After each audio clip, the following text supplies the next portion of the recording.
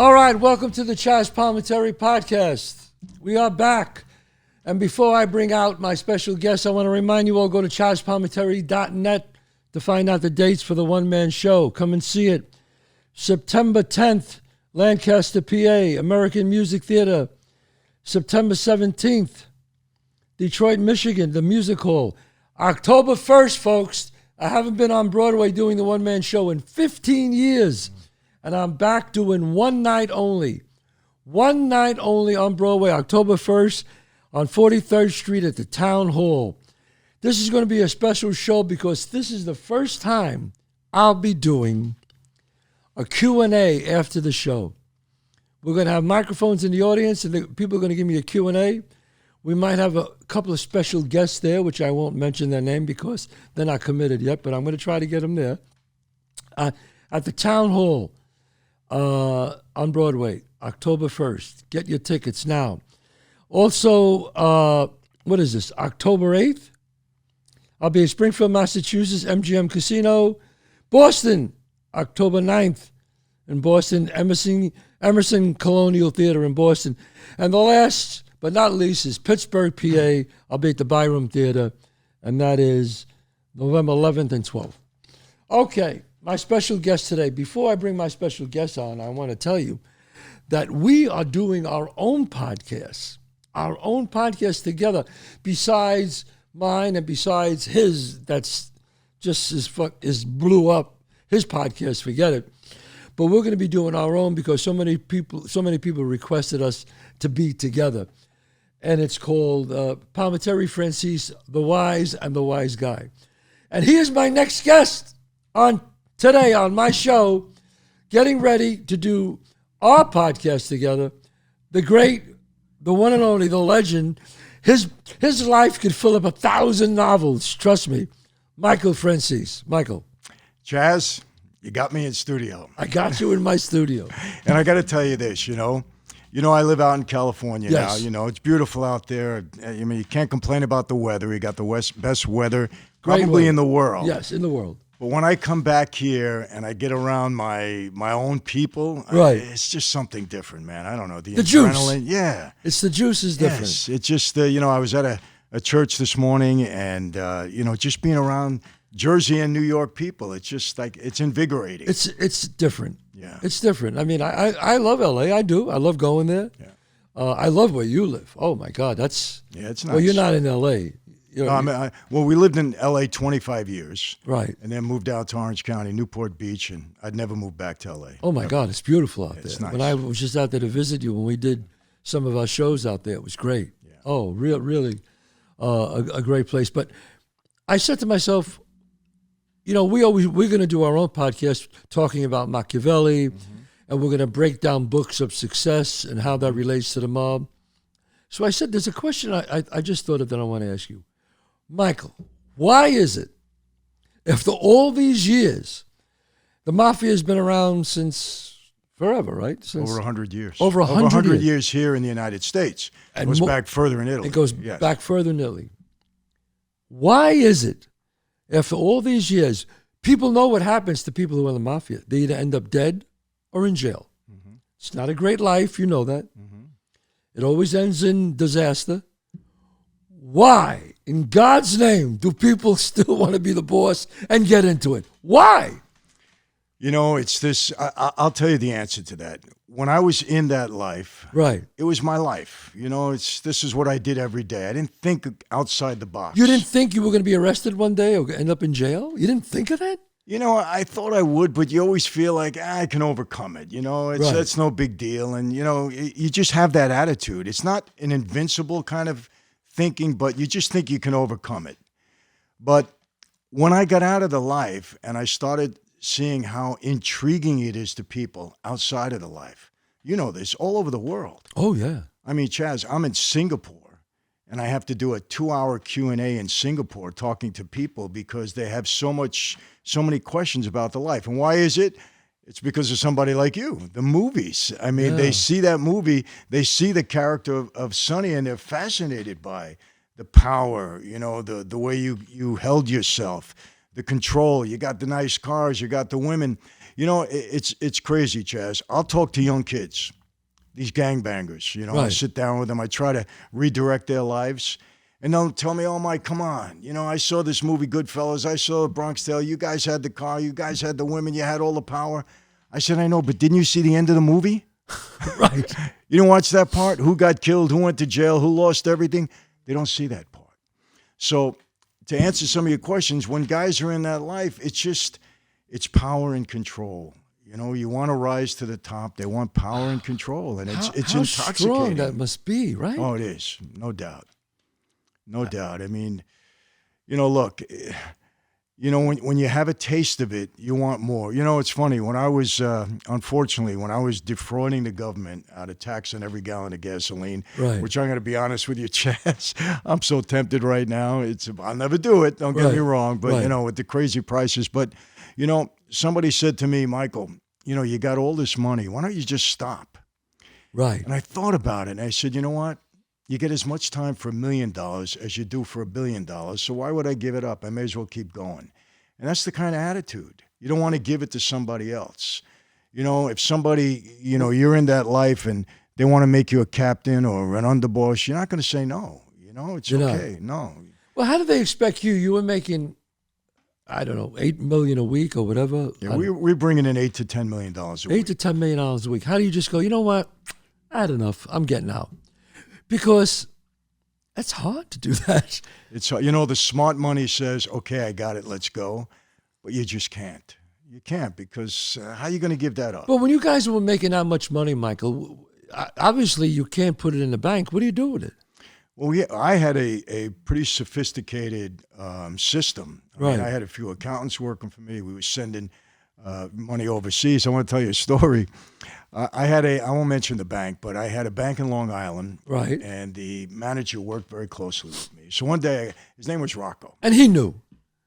You know, he didn't know exactly because I never discussed it with him. I just always told him business was good, right? But I said to him, Rocco, I said, listen, business is changing. I walk into the bank. I said, you got a basement here? He says, yeah, why, Mike? I said, let's go down to your basement. We go down to the basement. I said, Rocco, listen, business is really good. I said, I'm going to be bringing in a lot of cash. I said, I want to redo your basement. I said, build a counter. We'll put a big safe down here. Hire a couple of people at my expense. I says, and make this basement for me. And he said, really, Mike, that much? And I said, yeah. So he says, well, how much money are you going to bring in? So I said, well, I'll let you know tomorrow. Right. So the next day I come in with, because we had it in boxes. We had so much cash. Right. You know, 20s, 10s. Well, I mean, it's all small dollars from the gas. We had 350 gas stations. So we walk down the stairs and I start bringing down. I have my guys bringing in these boxes. We brought in about 7 or 8 boxes filled with cash. You know, boxes like this. Right. So he said, when are you going to start construction? And, you know, he was happy and he was, you know, we were moving. So he never asked you where it was coming from. You never told him. No, and I want to be honest with you, too. It wasn't like I was paying him off. He loved to go to Westbury Music Fair and see shows there. I said, anytime you want a show, you got it. I mean, by rights, he could have asked you for something. He could have asked me, you know. And he could have he said, look, I want some juice. But nothing. Well, but that was his way of not going to jail. Exactly. And I didn't know anything about it. He didn't know anything. I never asked him for anything. That's it. He never said anything to me out of the way, and that was it. His name was Rocco. He never got in trouble, yeah. He never got in trouble. Smart guy, Rocco. He was smart. Well, he was Italian. He was smart. And you know what? He got questioned heavily afterwards. And he said, hey, I don't know anything. They're doing business. Right, because if they would have had paper transfer for you to him, that's it. He said, I'm a bank. What am I supposed to do? Refuse the money when they bring it in? He says, they're bringing money. I'm transferring it here and there, and I did what they asked me to do. That was it. Wow. But you know what? Today, that wouldn't fly. I was going to say. No, it would not fly. But this is back in the 70s and the 80s. Today, it wouldn't fly. It wouldn't fly. No, too many. Now you got too many reporting requirements. You know, you know, this is current. I had a Russian that wants to invest in my business. And he had put money from a Russian bank into Barclays Bank in London. And to get that money transferred to me, you would not believe all the anti-money laundering statements and everything we had to fill out. Yeah. And then the war in Ukraine hit and everything went upside down anyway. But the restrictions and the requirements they're asking for now, forget it. Wow. I'm curious, Michael, when you were making $8 to $10 million a week, was there ever a threat from somebody trying to cut in on that? Like the Russians or the Chinese or something? All the time. All the time? Yeah. But it was guys from other families that were trying to get a piece of the business. So what did you say? I'm with so-and-so. Here's what I did. When I realized what I had, I went to my boss at the time, Persico, and I said to him, Junior, look, I'm going to show you more money than you have ever seen before. He immediately said, we don't do drugs. I said, Junior, come on. You know I'm not into drugs at all. I said, it's gas. I says, but here's what's going to happen. As soon as everybody knows what we're doing, they're all going to want a piece. Everybody's going to want to try to get in through the back door, whatever way they do it. I said, you can't let that happen. I said, because if people get involved, we're going to blow it. I said, I got to keep this as tight as I possibly can. I told them, I said, I got the Russians working with me. I can control them. They're good people. I said, but we can't let this go outside of our crew here. And I said, so here's what you got to do. I got to win every argument because you know we're going to have them. I said, every time we sit down, you got to support me. I said, please don't play any politics or anything like that. I said, I'm going to show you how much money you're going to make. And he said, show me. And I showed him. I never lost an argument. In 7 years, never lost an argument. So when other families tried to buckle in, Junior just said, this is our thing. It's ours. Get the fuck out. Basically, yes. So basically you were protected. I was totally protected, yeah. Totally protected. Now, and John Gotti tried to make a move on me. Vic Arena, they're gone now. I could talk. Well, Vic's in jail. But did you have to kick up to them anything? No. So they were pissed off. They were pissed, but they would come to me for credit because some of them were trying to get into the business, but I was a supplier. I had the licenses, so they had to come to me, right? It was very hard to get the license. So I would give them credit, but I told Junior, if I'm giving these guys credit, you got to make sure we get paid. Because, gas is like money. If you got gas, it's money. It's in the ground. You turn it over in 1 minute. So did they pay? They paid, yeah. We got paid. Now, if you were just some smart businessman, forget about it. You would have got eaten up. Destroyed. You wouldn't have been able, you couldn't exist in that life as a legitimate guy without somebody being with you at that time. Right. Because there was so much going on. I wasn't the only guy that was doing it. Right. Russians were into it. There was a couple other crews. But honestly, I think we were doing it better than anybody because everybody was coming to us for it. Wow. I mean, I know not for nothing, but they got to make your life a movie, Well, they're doing that. I know that. That's why I thought I'd give a plug there for you. Yes, and we're getting close now. We're getting close. I mean, your life, I said it's 1,000 novels. It's like amazing, man. It's just amazing. Do you talk about any of the guest things in your book, Mafia Democracy? No. You don't? No, not really. Yeah, if you don't have his book, so it was on the bestsellers list, right? It was on Amazon. Give me that, it's right there. Let me just give you a plug right here. Good. Mafia Democracy, here it is. A great book, I read it, Michael Franzese. How Our Republic Became a Mob Racket. Well, we could spend a few hours talking about that. Yeah, and Chazz, on a serious note, people need to understand, I put a lot of work into this because the reason I wrote the book, really because of my kids and my grandkids, because I just don't like the direction that the government is going in. They're very Machiavellian, as you know, very mob-like. And we got to be aware of it, and we got to put the right people in office and vote the wrong people out of office. That's all I'm asking people to do. Right. You're very it's not like you're a staunch Republican or Democrat. You're just common sense. I'm conservative in my values. Yes. But I'm an independent in that way. I'm an independent too, yes. I want to see the best man, the best people in office. And listen, you know what I believe? There's a lot of crazy stuff going on, but I believe most of this country thinks alike. Yes. Democrat, Republican. Most Democrats are moderate Democrats. They're not all the way to the left. That's very true. Sometimes, but the problem is the people with the microphone is that 1% or 2%. They talk the loudest. And they talk the loudest, and that's what happens to us. I know. But people pretty much, even now we can see things that are going on. People are pretty well united on what they feel. And it doesn't matter which side they're on. And the book is bipartisan. I don't go It is very bipartisan. That's correct. Yeah. It's the system. It's money and power, they're powerful aphrodisiacs. When people smell it and feel it, they don't want to give it up. They don't want to give it up. I totally agree with you. But that's amazing how, like you said, people, they know they're going to go to jail, or maybe they don't know, but they just think they could keep getting away with it. But well, Chazz, look, I got to be honest. Prior to the racketeering laws, different time. Guy got 10 years. Maybe he'll do 5. He'll do 5. Gets out on parole. Anybody can do that kind of time. Yeah. No big deal. But even 10 years, you got 15 years, you're coming out, you're doing 7 or 8, you go back into business.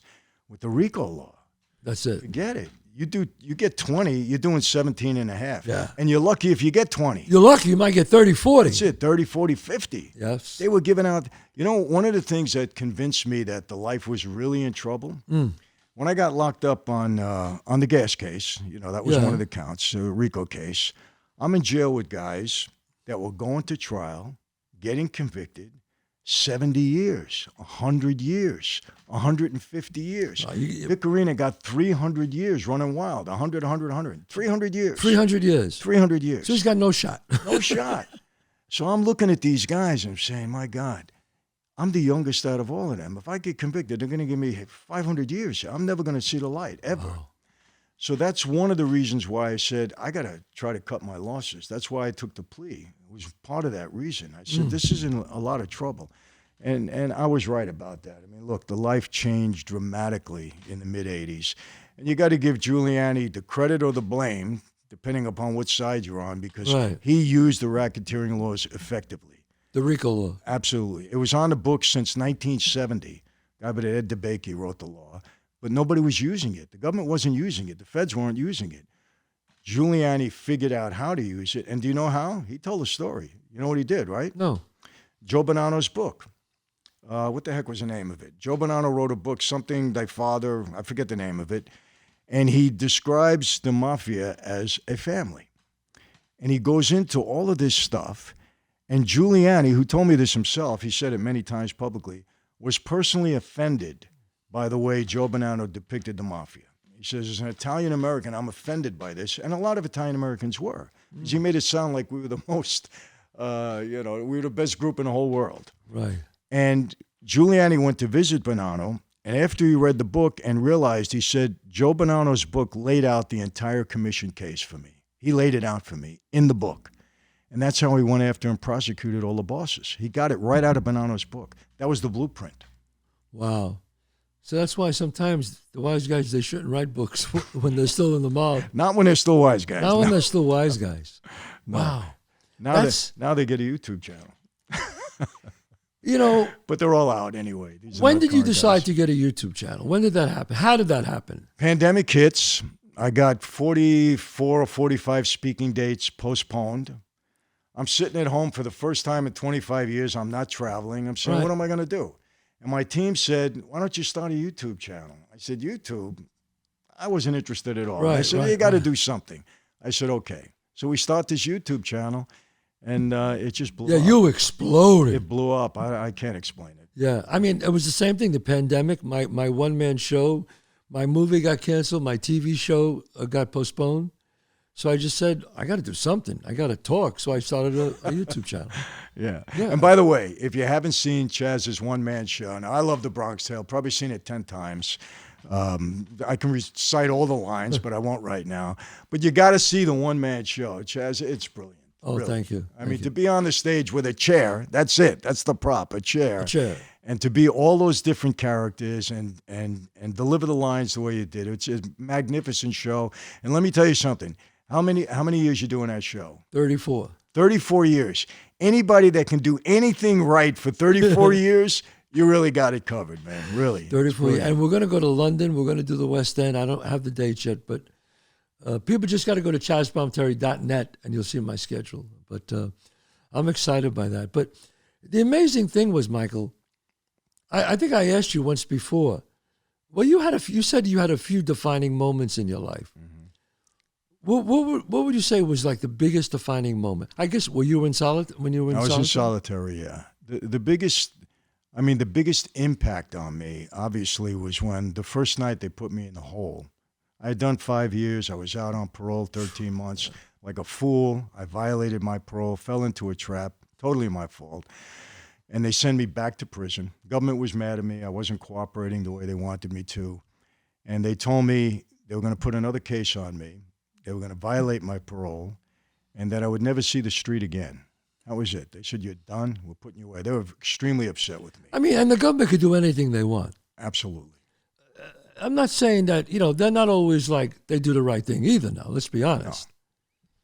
I mean, Chazz, look, it's more obvious today than ever, but, people got their own lives and they're not focusing on what the government is doing all the time, but they play a lot of games. Look, I said this all the time just to diverse a minute. My dad did a lot of bad things, no question about it, in that life.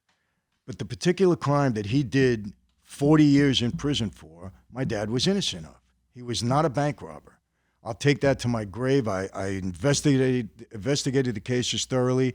We spoke to every witness that testified against him. They all recanted their testimony. We gave him a lie detector test, brought him to the media. The media gave him a lie detector test, Newsday. They passed the test, proved they all lied at the trial. We could never get the conviction overturned. And so many people now, reporters and ex-FBI agents said, we never believed Sonny was guilty of that. It was a bad case. It was a bad case. Agents told me that after. So he went away for the things that he did do and he didn't get caught. And that's what they say. Well, your father got away with a lot of stuff. Okay, but but that's not the way the way it works. That's not the way it works, pal. No, because if you could say that, you could say, well, I think you got away with this, so I'm going to get you on this. It's not the way our government works. No. Yeah, I get concerned by that. I really do. When I was growing up, I used to look at other governments, banana republics, and I go, man, thank God I don't live in that country. But I get concerned, by the way, sometimes when our government does things. Chazz, listen, I've seen it all my life, and I don't want to, make this all about that. No, it's not about that. But it's the people in the government. You know who the most powerful people are in this country? Who? Prosecutors. Right. They can bring a case against you with totally false information, send you to jail, gets overturned later, and nothing happens to them. Nothing. So they could just lie. They could just lie. And they do it. I can show you so many cases, documented cases, where they withheld information knowingly, where the judges bawled them out, called them, how dare you do this in my courtroom, threw the evidence out after a guy does 15, 20 years in jail, and nothing happens to them. Destroy a life, destroy They a should family. be accountable for that. They're not held accountable, Chad. And I'm not talking out of turn because, look, this is stuff I've looked at my whole life. But that's the problem with what's going on. There's nobody's ever accountability for anything. No. Well, it depends what side you're on. If who's where, and if you're in favor with one team at one point, you get a break. If you're not, they'll come after you. Wow. And it's stuff that we just, as citizens, we got to be concerned of. And people got to take care of their own lives. It's not like they're focused on this. Right. So it's not the people that are so ignorant. And if they are ignorant, it's not a mean ignorant. They got they're worried about putting food on their table, gas in their car. They don't see what's going on. But we have to watch it. We got to be protective of that. What would you say? Because I did a movie years ago called Excellent Cadavers, where I played Judge Giovanni Falcone. Mm-hmm. Judge Giovanni Falcone is the one who put the mob away in Sicily. Right. But they ended up assassinating him. Right. And his partner Mussolini. Yeah. And it was a great movie called Excellent Cadavers. If you get a chance to see it, it's really great. And I had to study his life because when I went there, I had to play him, and I studied his life for a long time before I played him. And the Mafia in Sicily was totally different than the Mafia in America. Yes. I mean, they killed cops. They killed 150 policemen. Mm-hmm. They killed judges. Yep. They killed Supreme Court judges. They killed the general of the army. Yes. Because they were so corrupt, Michael. A third of the government was corrupt there. And the guy who did it was Totorina. Mm-hmm. And F. Murray Abrahams played Totorina. And it was fascinating to me that they could do that and get away with it, where here, you couldn't kill a cop, right? If you killed a cop, you were done. Yeah, the wrath would really come down. I mean, if somebody, look, I know was there a contract on Giuliani? It was never like a held-fast contract, but it was certainly spoken about. There was two people that I know that were government and media that had a contract on them. One was Giuliani, and the other one was Geraldo Rivera. Geraldo Rivera? Yes, he was hated back then. By the mob? Yes. Yes. So there was, when you say, was there a contract or there was thought of a contract? It was thought. It was talked about. Yes. So, and that's very rare to even talk about it. Yes, and it was talked about with a degree of seriousness. Where I'd like to kill that guy. I wish I.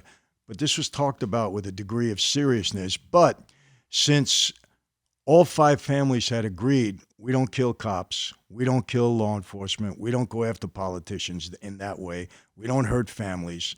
It was just talked about. It probably would have never been approved. If one boss would have did it on his own, it would have been frowned upon by the rest of the families, and that's not right. I mean, back then the heat would have been insane, right? Absolutely. And that. Look, I get hit upon this all the time when I tell people during my time in that life, we were not allowed to deal in drugs. I was told the day that I was proposed for my dad, and I sat down with my boss at the time, he said, if you do drugs, you die. Told me straight out.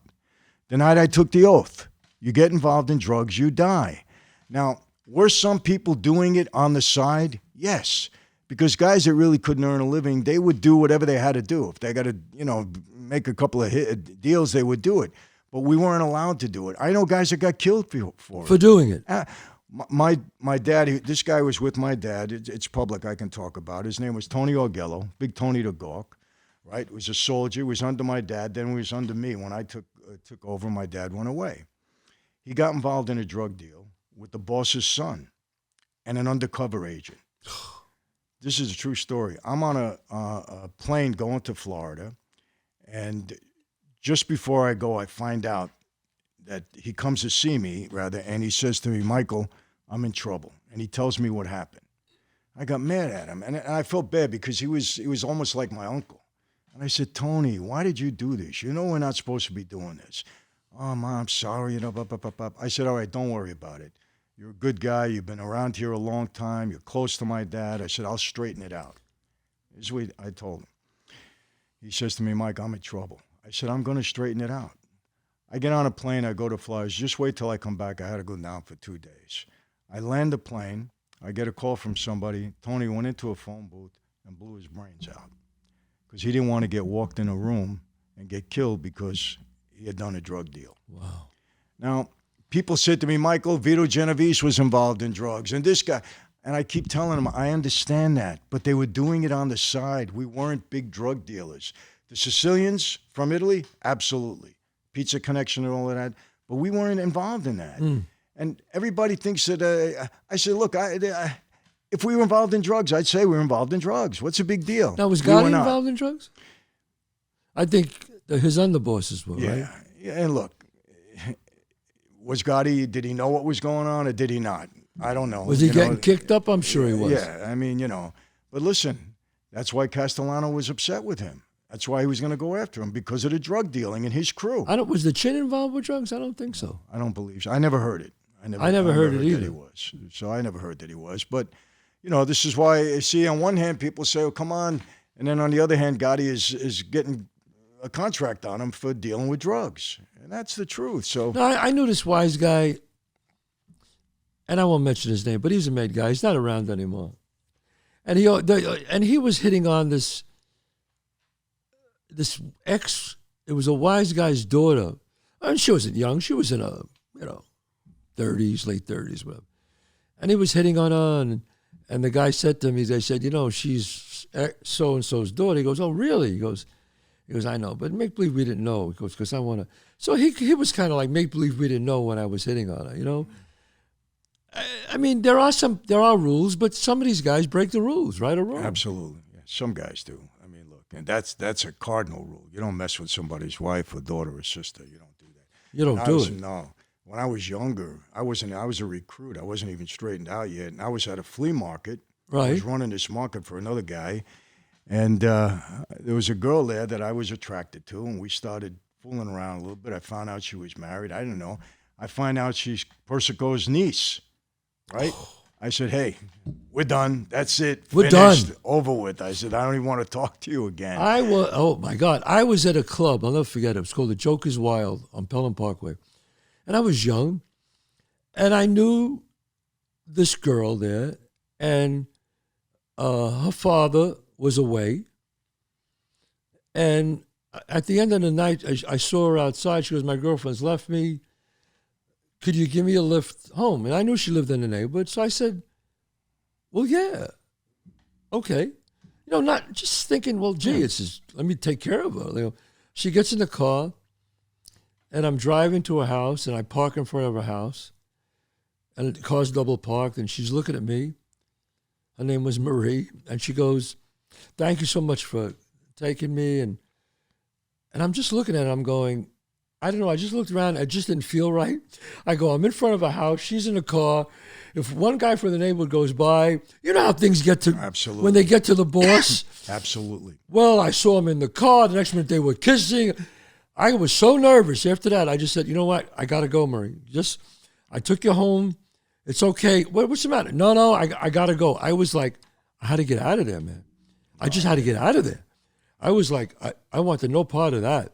I get it. Listen, I mean, my dad always told me, he said, Mike, if you go over another made guy's house and he's not home and his wife invites you in, you don't walk in the door. That's right. You don't walk in the door. When I was first dating my wife, her sister came, this was back in the 80s, her sister came over to stay with me in New York, and she was in the house that I had gotten. Right.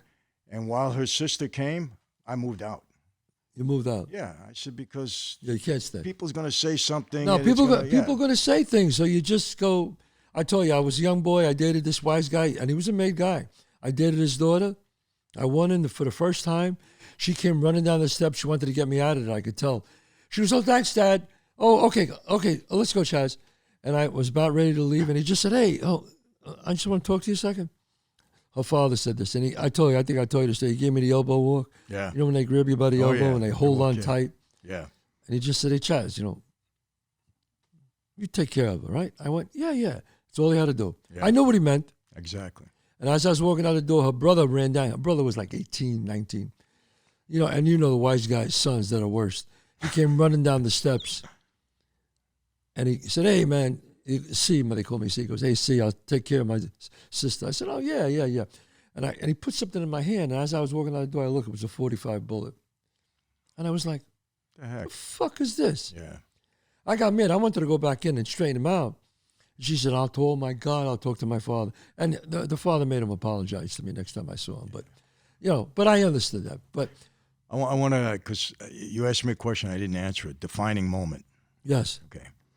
First night I go back in a hole. Right. And they tell me I'm never going to see the light again. That's it. I'm going to spend the rest of my life in jail. I'm 39 or 40 years old. And for me, it was a faith issue.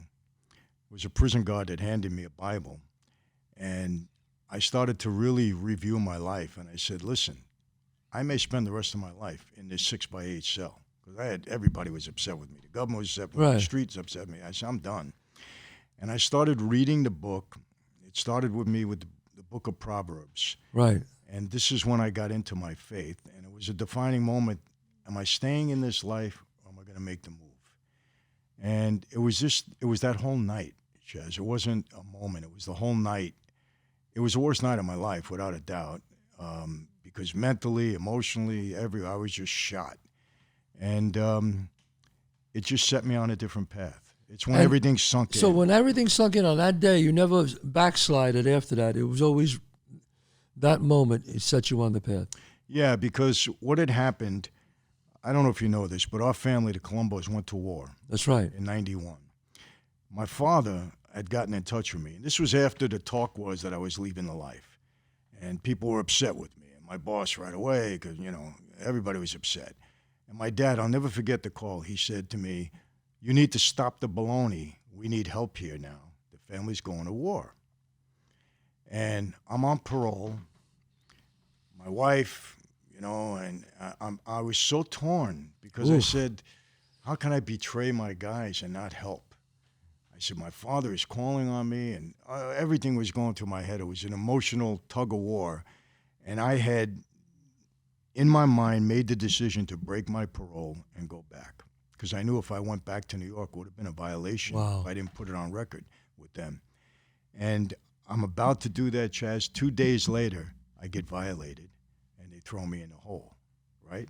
I'm in the hole the entire time the war went on. Wow. It was the best thing. Oh, yeah. It was, me in the hole. Meanwhile, 13 guys got killed. 63 guys, I think, went to jail. And 18 guys turned informant in the Colombo family. So I would have been... One of those guys. One of those guys, without a doubt. So the 3 years, almost 4 years, the 3 years I spent and 29 months in the hole saved my life. God put you there. 100%. God put you in the hole. 100%. He did. And that's why you are who you are today. 100%. Michael, I always said it. 1,000 novels I could write with you. And we might. We might. We're going to be doing our show, folks. Palminteri Franzese, The Wise and the Wise Guy, coming soon. Watch it. Look for it. Michael, it's been a pleasure. You're always like, not only are you a great storyteller, you're a great guy, a great father, and you're you turned your life around, and that says something. Well, you know what, Chazz, I've been very blessed, and I want to tell people this: you don't do this alone. Right. You know, I always say in life, you follow the path. It's who you are accountable to in life. Right. That's the path that you're going to follow. I got very fortunate, became accountable to my God, my wife, my kids, the people that trusted in me to try to keep it on the right path, and I've been fortunate. Michael, thank you. Ladies and gentlemen, thank you so much, guys. That was our show for today. Don't forget to go to ChazzPalminteri.net. Want to see the one-man show, merchandise, everything's there. God bless you all, and look out for the show, The Wise and the Wise Guy.